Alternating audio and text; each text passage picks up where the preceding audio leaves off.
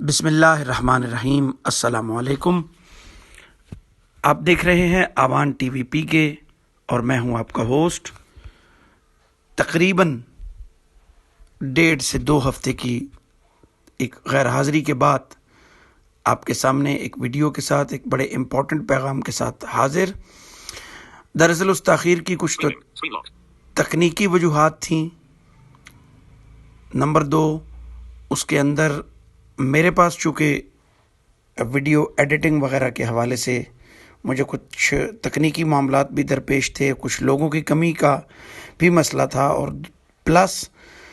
رمضان کے اندر کچھ مختلف جو امدادی سرگرمیاں ہیں ان کی مصروفیت زیادہ تھی، اور میں سمجھتا ہوں کہ لوگوں کو ویڈیو سے زیادہ امداد کی ضرورت تھی، مدد کی ضرورت تھی، اور ہے بھی، کیونکہ رمضان میں بھی صدقات کا اور بانٹنے کا مہینہ ہے، اور اس کے علاوہ جو کرونا کی عالمگیر وبا موجود ہے اس کا بھی معاملہ درپیش تھا لوگوں کو۔ تو خیر، حاضر ہیں آپ کے ساتھ ایک اور نئی ویڈیو کے ساتھ، لیکن اس سے پہلے آپ سے گزارش ہے کہ یہ ویڈیو بڑی امپورٹنٹ ہے، آخر تک دیکھیے گا۔ صدقہ فطر سے متعلق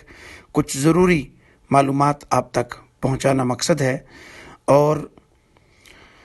اگر آپ نے اب تک ہمارے چینل کو سبسکرائب نہیں کیا تو آپ سے گزارش ہے کہ ہمارے چینل کو سبسکرائب کیجئے، بیل آئیکن کو ضرور پریس کر دیجئے۔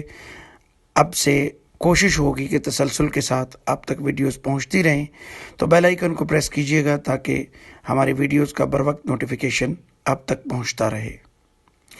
تو شروع کرتے ہیں اپنی آج کی ویڈیو کو۔ صدقہ فطر۔ مسلمان ہر سال اللہ رب العزت کی رمضان میں جہاں باقی نعمتوں کا شکرانہ ادا کرتے ہیں، صدقات، انفاق اور زکوٰۃ کے معاملات بڑھ جاتے ہیں،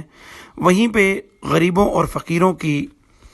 دلجوئی کے لیے اللہ رب العزت نے مسلمانوں کے اوپر صدقہ فطر ادا کرنا واجب قرار دیا ہے، تاکہ صدقہ فطر مسلمان فقراء، مساکین اور غریبوں تک پہنچ سکے۔ صدقہ فطر سے متعلق چند ایک ضروری جو مسائل ہیں وہ آپ کے گوش گزار کیے دیتا ہوں۔ اگر آپ کو مزید کوئی معلومات ان کے حوالے سے چاہیے ہوں تو آپ کمنٹ باکس میں کمنٹ کر کے بھی پوچھ سکتے ہیں۔ صدقہ فطر 2 کلو احتیاطاً، علماء کا قول ہے 2.25 کلو، لیکن 2 کلو احتیاطاً 2 کلو گندم یا 3 کلو جو، کشمش یا کھجور، یہ صدقہ فطر کا نصاب ہے۔ سب سے پہلے تو یہ بات یاد رکھ لیں، صدقہ فطر کا نصاب 2 کلو گندم یا 3 کلو جو، کھجور یا کشمش، یہ ساری چیزیں اللہ کے نبی صلی اللہ علیہ وسلم نے ادا کی ہیں بطور صدقہ فطر۔ جو شخص صاحب نصاب ہے، یعنی جس پہ زکوٰۃ واجب ہے، 52.5 تولے چاندی یا 7.5 تولے سونا یا اس کے مساوی رقم اس کے پاس موجود ہے، تو اس پر صدقہ فطر ادا کرنا بھی واجب ہے، اور جو صاحب نصاب نہیں ہے وہ صدقہ فطر لینے کا مستحق ہے۔ صدقہ فطر عید سے 2 دن 3 دن قبل ادا کرنا شروع کیا جا سکتا ہے، اور آخری حد یہ ہے کہ صدقہ فطر عید کی نماز سے پہلے ادا کر دیا جائے۔ اگر کوئی شخص عید کی نماز کے بعد صدقہ فطر ادا کرے گا تو وہ صدقہ فطر نہیں ہوگا، یعنی وہ صدقہ تو شمار ہوگا لیکن اس کی حیثیت صدقہ فطر کی نہیں ہوگی۔ صدقہ فطر کی کوئی قضا نہیں ہوتی، صدقہ فطر کی کوئی قضا نہیں ہوتی۔ ہاں، آپ ادا کر دیں، باقی اللہ رب العزت جسے چاہے معاف فرما دے، لیکن صدقہ فطر کی کوئی قضا نہیں ہے۔ ائمہ ثلاثہ یعنی امام احمد، امام مالک اور امام شافعی اجناس کو بطور صدقہ فطر یعنی گندم، جو، کھجور اور کشمش میں سے کسی چیز کو مقررہ میعاد کے مطابق، مقررہ وزن کے مطابق صدقہ فطر کے طور پہ دینے کے قائل ہیں، جبکہ امام ابو حنیفہ رحمہ اللہ کا جو قول ہے وہ یہ ہے کہ وہ آپ فرماتے ہیں کہ اگر صدقہ فطر کے مطابق رقم بھی ادا کر دی جائے تو آپ کا صدقہ فطر ادا ہو جاتا ہے۔ یعنی 2 کلو گندم، 3 کلو جو، 3 کلو کشمش یا 3 کلو کھجور کے قیمت کے مطابق اگر فی کس کے حساب سے رقم ادا کر دی جائے تو بھی صدقہ فطر ادا ہو جاتا ہے۔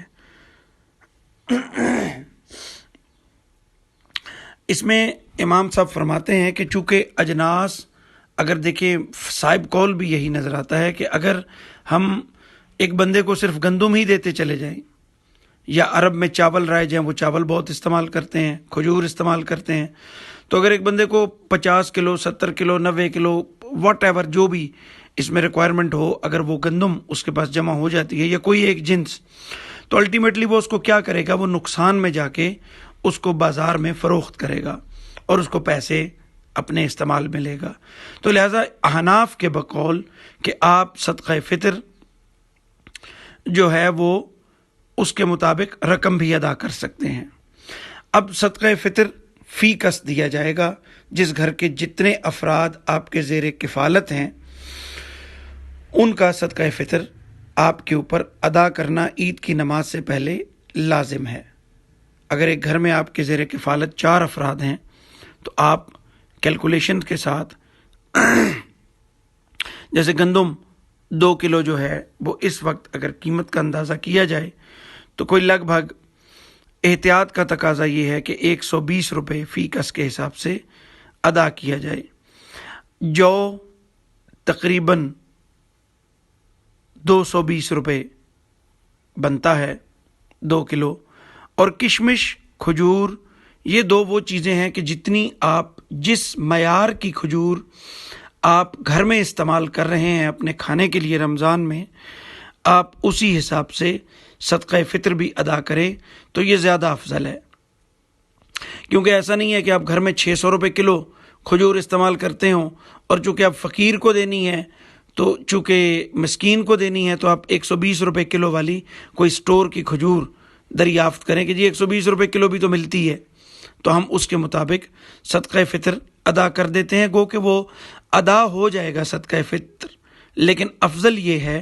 کہ آپ جو کھجور یا جو کشمش گھر میں استعمال کرتے ہیں اس کے مطابق آپ صدقہ فطر ادا کریں۔ ایک اور بڑا اہم سوال ہے کہ صدقہ فطر کن لوگوں کو دینا چاہیے، تو وہ تو میں نے آپ کو بتا دیا کہ صدقہ فطر جتنے بھی لوگ زکوٰۃ کے مستحق ہیں یا جو صاحب نصاب نہیں ہیں، یعنی جو جن پہ زکوٰۃ دینا لازم نہیں ہے، ان سب کو صدقہ فطر دیا جا سکتا ہے۔ اچھا، ہمارے بہت سارے بھائی بہنیں باہر کے ملک میں جو کام کرتے ہیں،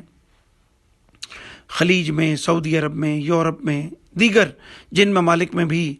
تو ان سے میری گزارش یہ ہے کہ صدقہ فطر دینے کا افضل طریقہ یہ ہے کہ جس ملک کے اندر آپ روزے رکھتے ہیں، جب میں دوبارہ بات ریپیٹ کر رہا ہوں کہ جس ملک یا جس علاقے کے اندر آپ رمضان کے روزے رکھتے ہیں وہیں پر